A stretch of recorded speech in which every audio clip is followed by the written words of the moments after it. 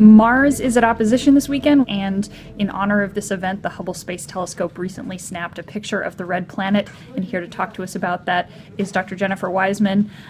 Dr. Wiseman, so looking at this image of Mars that Hubble snapped, it's such a stunning image. It's really got sort of a strange look to it. Can you tell me just what we're seeing in this image? What features of Mars does this image capture, and what is that sort of blue tint around the edge? Certainly.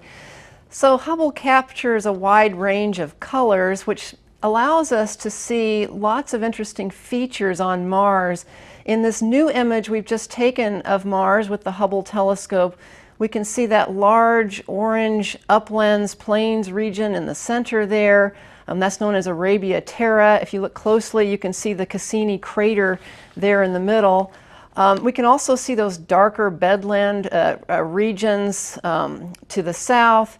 You can see clouds around the whole planet, and that's what you're seeing in that kind of wispy bluish white color. Off to the right-hand side, you can see those clouds surrounding an extinct volcano, and you can also see the polar regions clearly. So this image actually gives us a huge variety of features that we can see.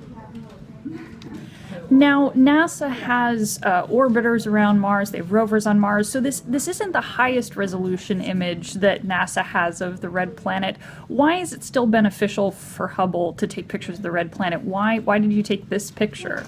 So NASA has a terrific suite of scientific probes studying Mars right now. We have these rovers that are on the planet sampling soils and so forth. We have orbiters that are really telling us a lot about the atmosphere and the surrounding conditions of Mars.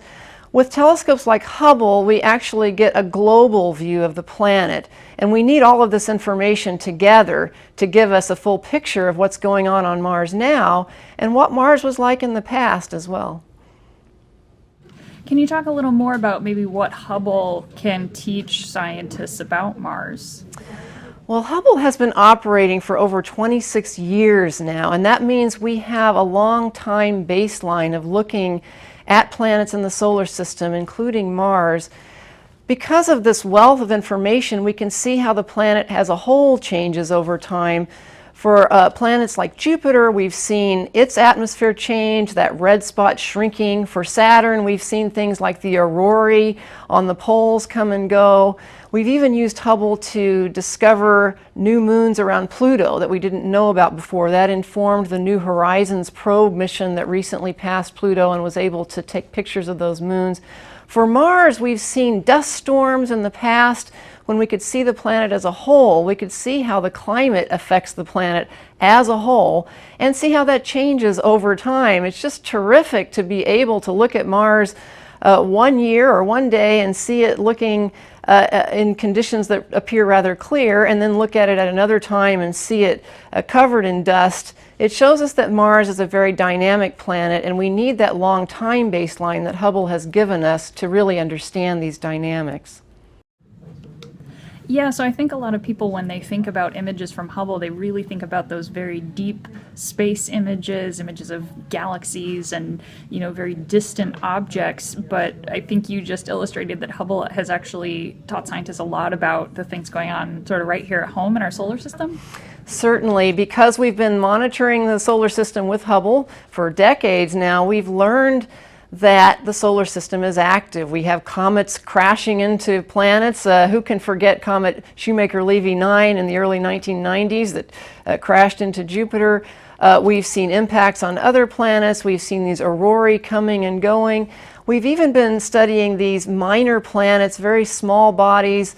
We've actually also discovered evidence that there are oceans under the ices of moons around planets. We believe there are oceans under the ice on Europa and Ganymede, and Hubble has been a big player in those types of discoveries. So by studying not only the planets, but now discovering moons around those planets and discovering some of the characteristics of those moons as well as the planets.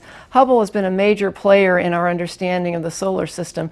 We recently announced discovering a moon of a dwarf planet. Maki has a moon, and it is fabulous that we've been able to see something as small as 100 miles across from the distant Kuiper Belt outer solar system region.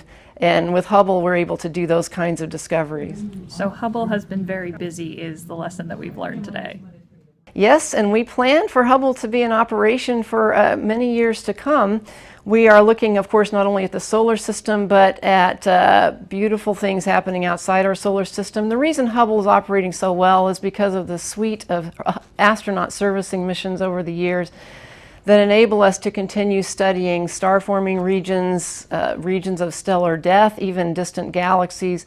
And we look forward to Hubble being joined in 2018 by the James Webb Space Telescope, fabulous new facility. These two major observatories, hopefully operating at the same time for some period of time, will give us a wonderful understanding of not only the solar system, but the ancient, distant universe as well. Space.com